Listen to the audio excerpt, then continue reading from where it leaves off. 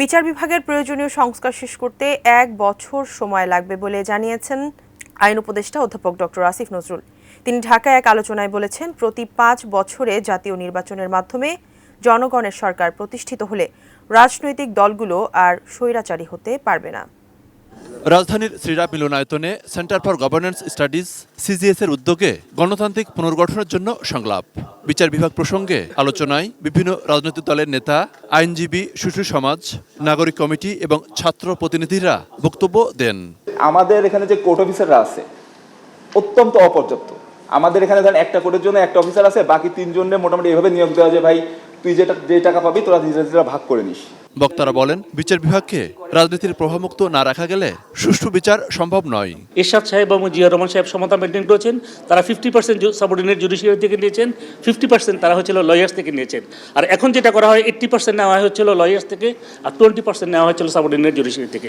এই যে সরকারি কর্মচারীদের আদালতকে না মানার প্রবণতা, এটা যে তৈরি করা হয়েছিল রাজনৈতিক সংস্কৃতির কারণে, এইটা পরিবর্তন না করে সারাক্ষণ বিচারকদের দোষ দিলে লাভ কি? আগে নির্বাচন না সংস্কার, সে প্রসঙ্গেও উঠে আসে আলোচনায়। সংস্কার না নির্বাচন, কোনটা করব?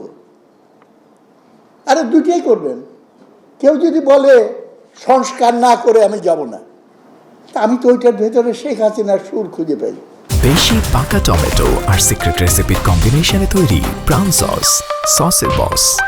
Politics has been shifted from the hands of politicians to the hands of smuggler, to the hands of businessman, to the hands of bureaucrat. এদেরকে পলিটিক্স জানলে পর পলিটিক্স নষ্ট হয়ে যাবে। প্রধান অতিথির বক্তব্যে আইন উপদেষ্টা অধ্যাপক ডক্টর আসিফ নজরুল বিচার বিভাগের সংস্কার নিয়ে তার কর্মপরিকল্পনা তুলে ধরেন। এখন উচ্চ আদালতে যদি হয় সবচেয়ে দুর্নীতিগ্রস্ত, সবচেয়ে পলিটিক্যাল পার্টির প্রতি সবচেয়ে লয়াল, সবচেয়ে দলবাজ, তাহলে এই নিম্ন আদালত স্বাধীনতা দিয়ে আপনি কী করবেন? বলেন যে আমাদের আইনগুলোর মধ্যে অনেক ভুল আছে, এগুলি কারেকশন করব। ইচ্ছা আছে যদি বছরখানেক সময় পাই অন্তত এই কাজগুলো করে যাব। তারপর অনেক কাজ বাকি থাকবে। তারপর পলিটিক্যাল পার্টির ওনারশিপের একটা ব্যাপার আছে। নেক্সট গভর্নমেন্ট এসে অনেক কিছুই বাতিল করে দিতে পারে। বাট আমার মনে হয় আমাদের ঐক্যমতটা যত সুশক্ত থাকবে, নেক্সট পলিটিক্যাল গভর্নমেন্টের পক্ষে ওটা বাতিল করাটা তত কঠিন হবে। মনিরুল ইসলাম, ইন্টু, এটি নিউজ, ঢাকা।